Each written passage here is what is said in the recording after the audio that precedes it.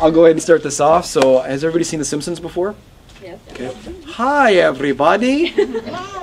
You got it. There we go. Okay, so I'm Dr. Nick, Dr. Nikita Vizniak. So we'll go ahead and start that again because you guys got to do it right at the start or it doesn't work well, okay? So, hi, everybody. Hi. Nick. Okay, you have to say it with a big smile. All right.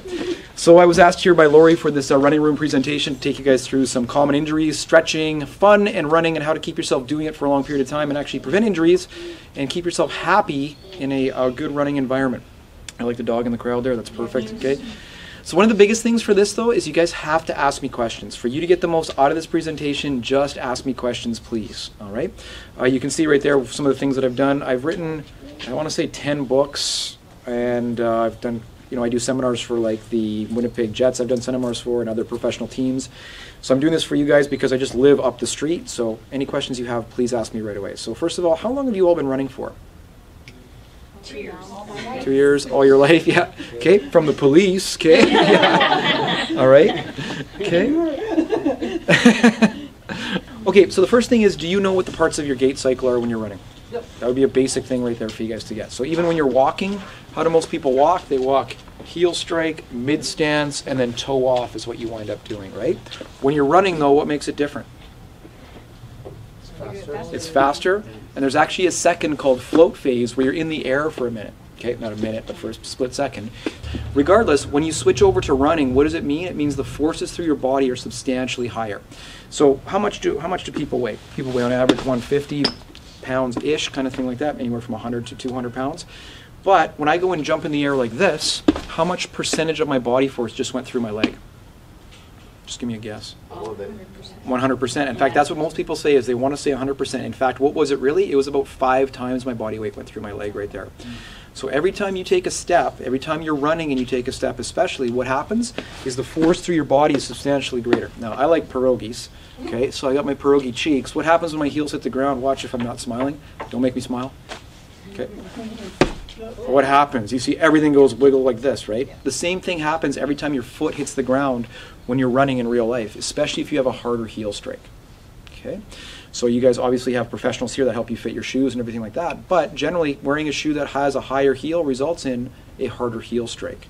So if you're looking at running and decreasing forces, I can show you guys graphs, or there's some in the books there as well.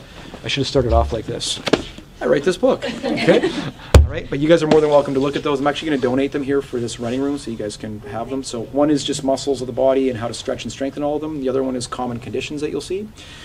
But at the end of the day, you want to avoid the repetitive stress on your body to be able to last long term in running. So how can I reduce stress on my body? What do you guys think? What are you doing right now? Don't run. Okay. Resting. In fact, the way these running clinics work, it's perfect for you guys. What should you generally do? You want to start slowly into it so you can build up a tolerance and have your body adapt to the new stresses that it's under. Okay. What else? Get more cushion running shoes. You can have more cushioned running shoes, or you can actually look at the way your gait cycle works so when you hit the ground. There's a lot of evidence to support that pre-humans, what did we used to do?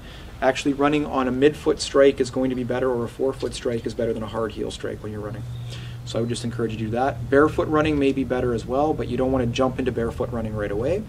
If you look at current marathon runners, the champions of the world, where do they come from? Kenya. They're out of Kenya, they're out of Ethiopia, they're out of these African countries, and what do all the big winners have in common? They all grew up without shoes. Okay, they all grew up without shoes on farms, so their foot was actually conforming to the ground a little bit different, and they run long distances. And if you look at their footfall patterns, their footfall is a 4-foot heel strike a 4-foot strike that slowly comes back and then accelerates out as a way to decrease stress on the body. And that would be a more natural human running style. How long have we had these runners around for? Since the 1970s. Since the 1970s, basically, right? Question for everybody here, just to gauge your knowledge base. When should you stretch? Before and after. Before and after? After? Okay. Warm up a little bit. Warm up and then stretch after. Yeah. Yeah, so generally the rule is, the general rule is that you should actually warm your body up first, and that can be simple. Just get yourself down and a little bit of jumping like this to slowly, jumping jacks or whatever it is to get yourself warmed up. But long-held stretches prior to activity increase injury rates. Okay, and that's a big one for people to get. If you look at books that were written in the 70s and 80s about this, they advocate, hold that stretch and stretch in there for 30 seconds or until you feel the release. Well, what actually happens to the muscle in that 30 seconds? It's slowly lengthening out, lengthening out, lengthening out. And now when it goes to contract, like you're going to be doing in running, it doesn't contract as well. And especially if you force it, for example, if you overstride a little bit or something like that, or if you do like I do, I'll tell you guys a story here really quick. So I used to always stretch my legs out and put them up on bars and see how high I could kick them. So we're at this fence playing tennis, and the fence is about this high. And I go to my wife. You know what? I bet you I can put my leg up there, no problem. Okay. So what did I do? Like most guys do. What do we do? I showed her that I could do it, and what happened? I shoot it up there, and what happens? Tore my hamstring. Okay. Tore my hamstring. No warm up. Okay. So you absolutely, positively have to warm up before you do activity. Okay. What else for stretches? Long held stretches best at the end. Yep. Stretches. Yeah, for sure. Dynamic stretches or some kind of warm up, or even a light run would be there as well, right? Would be an excellent choice. Okay. Otherwise, after you're done running, before you go to sleep or whatever else it is, if you're not going to do ballistic activity, that means big contractions, then long held stretches are of benefit. So generally, if you're looking at yoga and other things like that, which I am a certified yoga instructor, and I would encourage you all to do yoga, okay, as a way to maintain your flexibility. Maybe I should say this really quick for you guys. What's one of the major signs of aging? Loss of flexibility, 100%. Like, why are you guys choosing to run? It's good for cardiovascular health. It's good for lowering blood pressure, all of this other stuff here, heart conditions. But you also want to maintain flexibility with that. So regular flexibility training is key for you to maintain the overall balance in your life. Okay?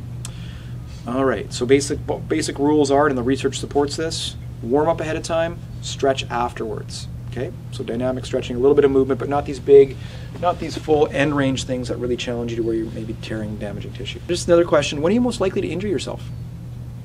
When? Yeah, when? Tired. That's an excellent answer. Yeah. When are you most likely to injure yourself? Injuries most likely happen at the very start of the athletic event if you haven't warmed up well enough, or they happen at the end when your nervous system is fatigued. Okay, those are the two common areas right there. Or they also happen when you go from full eccentric to concentric. So this kick-up thing that I was giving you an example of, that's a full eccentric all the way through, and then you try and contract out of it. If you're running and you overstride, that can be that's full stretch out, and then you try and reach into that. That can also be another area where you might see injuries. And of course, there's always the risk of slips and falls and sprains and strains and things like that you have to try and mitigate and decrease the likelihood of happening as well. All right, how are we doing so far? So one of the things, are any of you professional speakers at all here? Speak to groups? When you speak to groups, what you're supposed to do is you're supposed to count to 7 when you ask, are there any questions? Because it takes about 6 seconds for your neurons to make the synapses fire and actually formulate the question and then put your hand up. So you guys will see me doing 7. And then I'll go ahead and move on. Yeah, exactly, right? Okay, so no questions. Do you see? You guys think I'm teasing, and I'm totally not. It happens every time. Go ahead. Would you, if it was possible, would you recommend going for a run and then taking a yoga class? If it was possible to recommend going for a run and taking a yoga class, Is that a good idea? That wouldn't be a bad idea. Yeah, that would be a good idea. It depends on the type of yoga you take. The other thing is, like, if you went for a relatively long run and then took a power yoga class or something, that might not be the best thing because it's a lot of strength holds. But if you did went for a long run, did more of a yin yoga with more long, relaxed holds, then yeah, that might not be a bad idea. Okay, good question. What about Bikram? Bikrams? Yeah, I'm gonna hold my time. I'm gonna hold my time on that one because you're talking about hot yoga, right? Yeah. The issue with heat is the issue with heat is the same as medications. What happens when you put heat on something?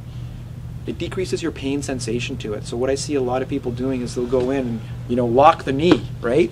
Well, if I lock my knee, what happens? All the ligaments inside of my knee actually get tight, and then if I hold that over a long period of time, those ligaments will get lax, and ligament laxity can lead to instability of joints, and instability leads to osteoarthritis and degeneration. So that's the one thing. Flexibility is good, but too much flexibility isn't good, right?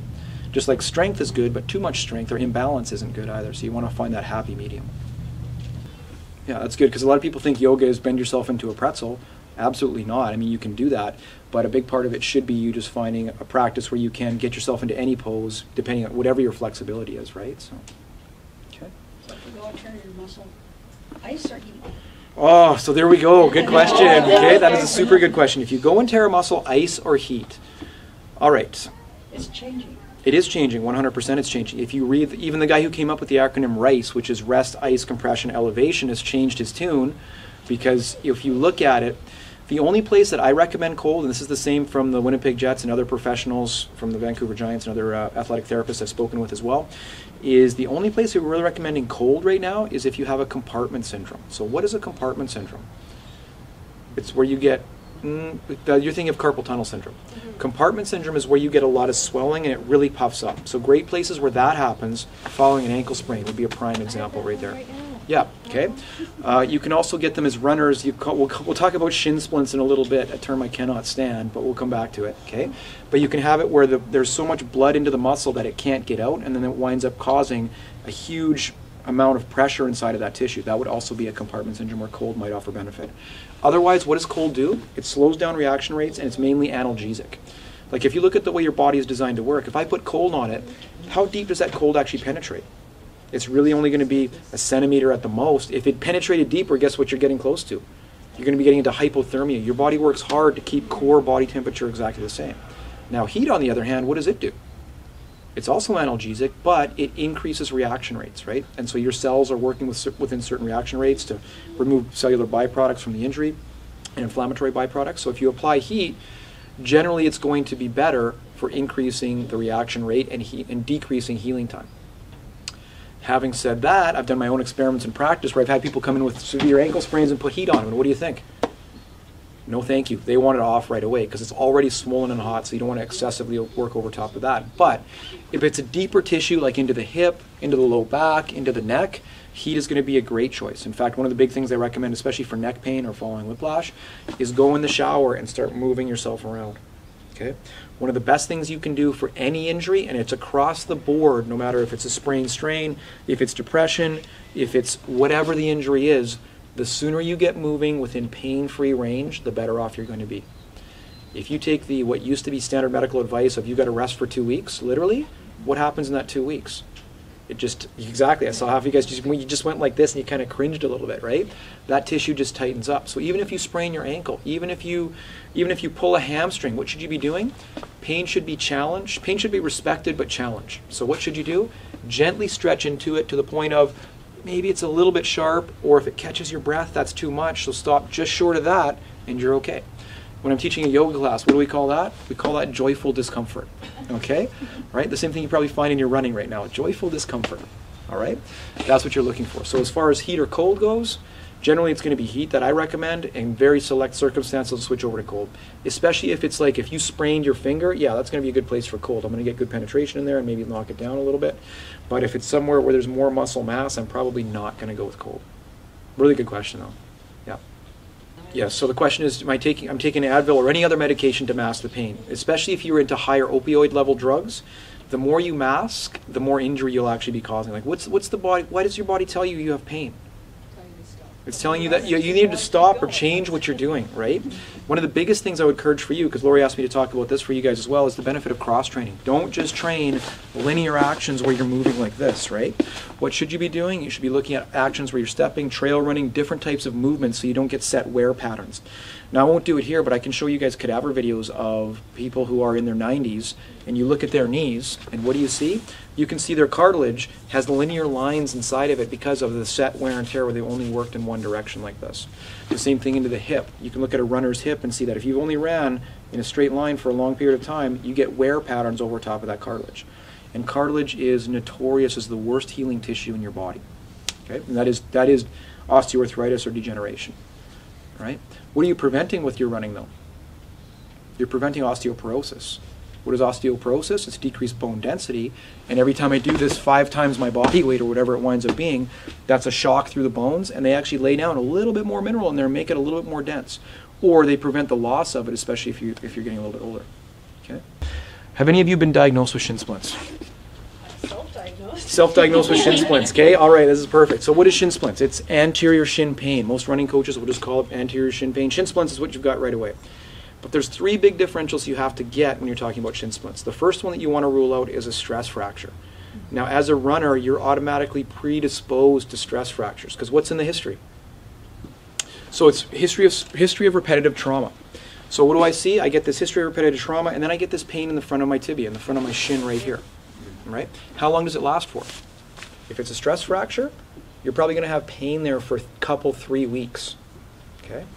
And if you run further, it's going to aggravate it a little bit more. And I've seen people run, Olympic level athletes that I've treated, I've seen them run partial stress fractures into full fractures. So instead of taking a couple weeks off, now they've got to go ahead and take full 6 to 8 weeks off to recover from that injury. So what do you do to decrease your risk of stress fracture? The same thing that can happen in the bones of your heel, your calcaneus, and the bones of the foot. What do you decrease your risk with? Stop if it hurts. Stop if it hurts, maybe. Okay. What else? Run on grass or Right, excellent. That'll be a bigger one right there. Run on a softer surface is going to make a big difference, right? Even running on softer surfaces or varying surfaces will make a big difference because now you have to use more of your proprioceptive muscles to maintain balance, right? One of the major problems we have in our environment in North America? You run on concrete. Where does this exist? This is not natural. This perfectly flat environment. How was your foot designed? Your foot is designed to take contours and different shapes, and it actually results in better strength and decreased risk of injury if you actually run on altered surfaces, because now your muscles fire different, and that would be a better example of cross training instead of just straight linear training on a ground surface like this. The next one that happens for shin splints is going to be a compartment syndrome. Okay, but it's a compartment syndrome very specifically in the front of the leg right here. So what does the history look like for this one? Maybe you run for all of 10 minutes and all of a sudden you feel like you can't pick your toes up. Okay, you can't pick your feet up. And the front of your shin, people often describe it feels like it's going to explode, is what they say. It feels like really, really hard at the very front right there. It's like you've contracted the muscle. And then if you stop running, what happens? You wait 5 or 10 minutes and then it slowly goes away and you can start running again. The history here is the person runs, you know what, every time I get by that bus stop, I feel like I can't run any further or something like that. Okay? So the treatment there is going to be rest and then, of course, modifying your activity and how you're running, but we can talk more about that later. The last one you have to rule out is a muscle strain. And how do you strain muscles? Not warming up, sure. What's that? Just using it too much. Just using it too much? Yeah, overuse, excellent, okay. So you strain muscles by overusing them. So the ultimate thing here is when I strain muscles, I always rationalize it. It's like you go to the gym or do an activity you haven't done in a while. What happens? You're sore, but it's only for a couple of days and then it goes away. Right, and that's pretty standard stuff. Like, you know, if you've haven't done push-ups in a while, you do push-ups and you push on the muscle, you're like, oh yeah, you know what, that's sore. That's okay. That goes away in a couple of days. That's actually a good thing because it's showing you that the muscle is adapting to the stress, and then you can go ahead and stress it again, and you might find increased strength following that. But do not just say you have shin splints because those are 3 very different things: stress fracture, compartment syndrome, or muscle strain, and they are treated in very different ways. One's bone, one's blood flow, and one is muscle tissue damage. Okay. All right. What else? Is everybody following their 10% rule? What's the 10% rule, just so I know? I have no idea. Okay, that's perfect. Yeah, excellent. That's good. I'm glad. Like, a lot of people aren't brave enough to say, I don't know. Say, I don't know, or I want to know more about this, okay? I want to know more. Yeah, perfect, okay? I want to know more. Okay. Yeah, exactly. Don't So, increase your training by more than 10% a week. yeah, well, you could say that, sure. Don't increase your training, or don't increase your intensity level by more than 10% per week. So if you ran 10K, let's be serious, maybe I ran 3K, all right? Okay, I ran 3K, maybe I shouldn't run more than 3.5 or something like that the next time you go out. You have to give your body time to adapt to the new stress, or it will break down.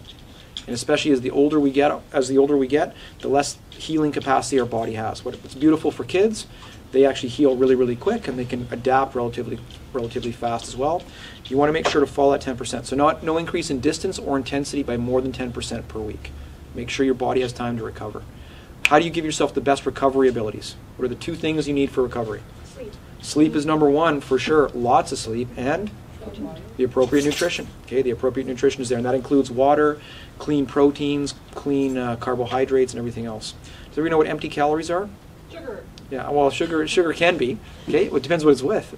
All right. Yeah, if it's pure sugar, yeah. If you're just inhaling it, kind of thing. All right. Yeah, it's going to be that's going to be a little bit too much, right? But if your sugar's in an apple, or if your sugar's with something else, then you're actually still getting a lot of other nutrients with it, right? So that wouldn't be an empty calorie. Do we know the difference? Netflix has got a bunch of great documentaries on right now about food and food-like substances.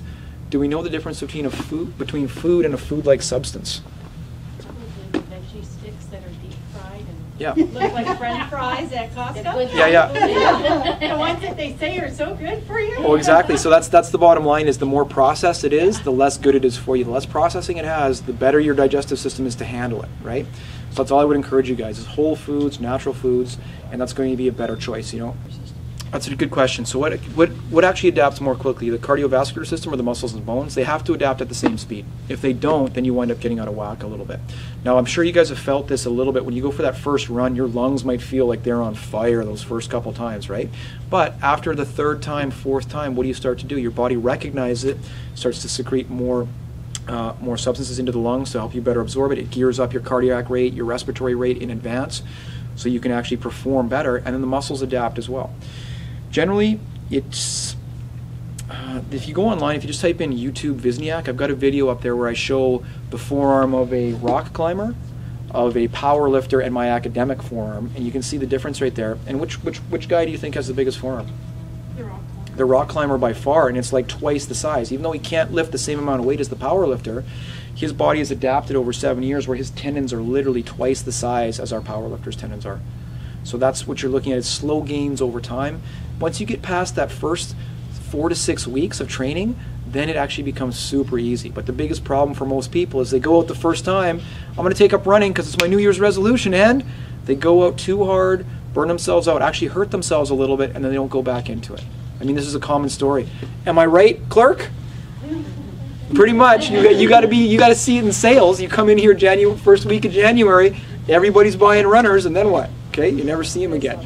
Okay, all right. But that's what the thing for you guys. We're here into February now, so that means you've got some staying power if you're still in it. Yeah, we're week 5, so Yeah. that's pretty awesome. Yeah, totally. Okay. Can you talk a little bit about plantar fasciitis? Plantar fasciitis, absolutely.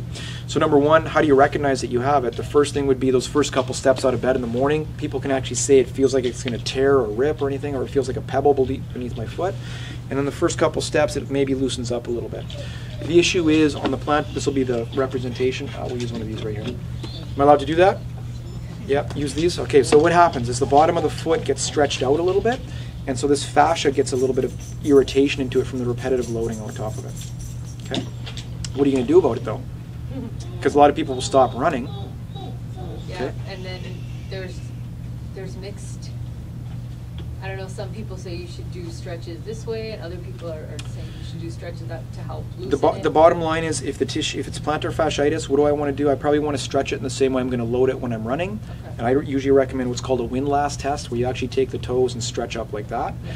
The other thing I recommend, though, is actually massage therapy is not a bad choice for plantar fascia. You could actually find some good lengthening through it and instrument-assisted techniques, because when you look at this on cadaver donors, which we do in our dissections, it's incredibly tough tissue right here. So it takes a long time to actually make a change onto it. So if you use different instruments that drag over top of this tissue, you could find better length. Or even something as simple as rolling on a ball could be a benefit for you too, right? Just moving a little bit of blood flow. Yeah, exactly. A golf ball, something a little bit harder. Some people maybe a tennis ball to start with. All right. Just looking at some of the prices here. Holy man, get some of these. Yeah, $250 for those. All right. Okay, that was a great question though. So rolling on a golf ball would be a good thing for you to do. Yeah. Okay. Whatever, because if you roll in a golf ball, what are you actually doing? Yeah, you're moving the tissue around, but you're also bringing blood flow and nutrient exchange more into that area that you might not be getting. If it was an ideal world, I'd have you guys all barefoot and the ground would be unlevel. Every step you took, what would happen? You'd squeeze in, squeeze out, squeeze in, squeeze out. You'd have better fluid movement and dynamics across the bottom of the foot, so you wouldn't see this linear load pattern in one set direction here. Okay. Yeah. All right. Tell me if I'm talking too fast too, because when I get excited, I tend to talk really fast. Okay. Yeah. Okay. Other questions? So, I just sprained my ankle yesterday. Sprained your ankle yesterday. How long do you think the healing process is? So the first question is, how bad is the sprain? Swelling on one side or both sides? Both sides. Both sides. Bruising on one side or both sides? One side. Just on one side? So it sounds like a more moderate level grade 2 ankle sprain. I would encourage you to keep on walking on it and moving it around. But again, what's your limiting factor? Sharp pain, or if it catches your breath, you've done too much. Okay, so to walk I can is still drive. Yeah, absolutely. I That's just can't- that's the biggest I thing. just can't twist it this Yeah. way. Okay, absolutely. Yeah, so you just can't twist it for sure, Yeah. but maybe you do want to twist it just a little bit, just to challenge it in a safe way. Oh, okay. Okay, you want to challenge that tissue to make sure that the cells that are laying down new collagen know which way am I going to be stressed, so they lay the collagen down in the right way. It'll actually make your ankle stronger if you challenge a little bit. Okay. As far as running, that's going to be on a case-by-case dependent. You're fairly young. You look like you have a good diet, so all of that's going to be in your favor. So that means you can probably come back a little bit earlier. But the first couple runs, they need to be really light and just make sure that you're in a safe place. If you run and it really swells up following the run, that tells me you probably overdid it on that training day. Okay. All right.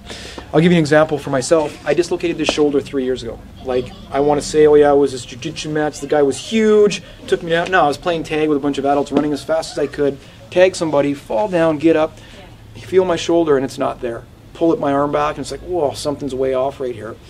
So I was going to ask one of the guys to come and help me put it back in, but as I stood up, I yanked it down, and it slid back into place.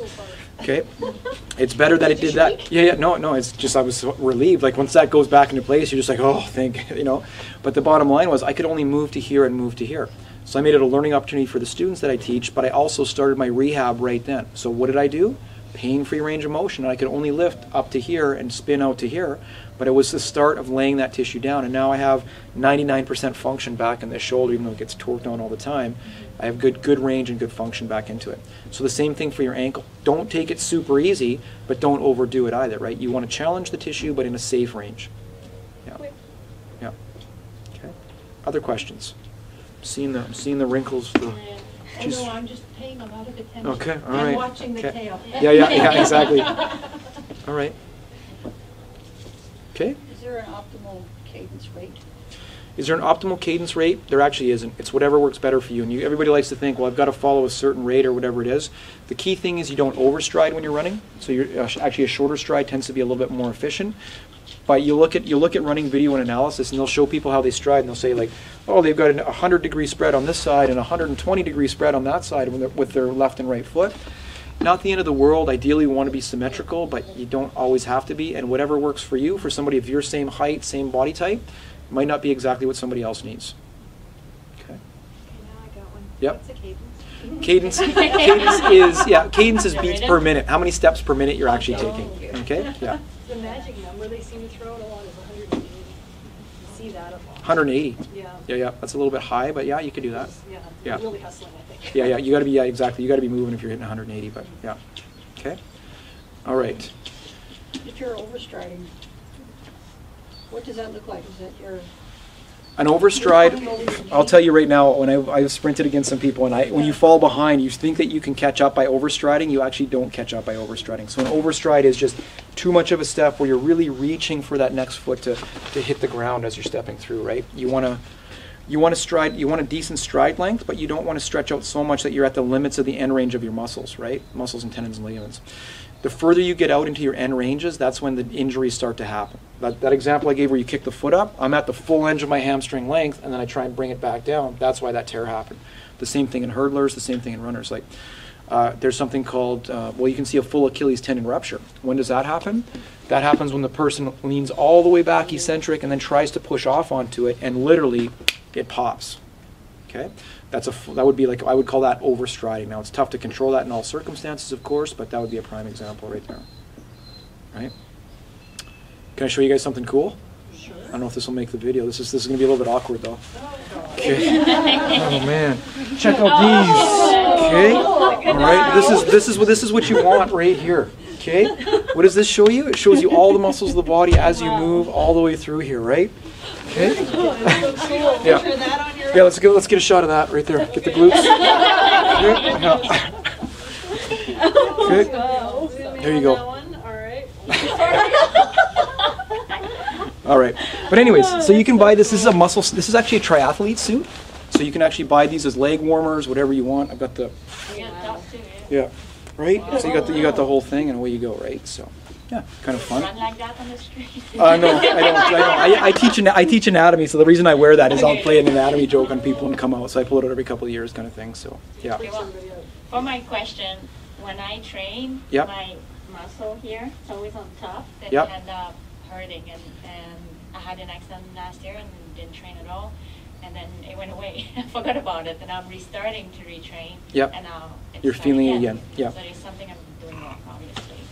Well, I don't necessarily know that. So the question is, you have pain on the anterior side of your thigh when you're running, and you only notice it when you're training. Or I'm a skater and a kickboxer.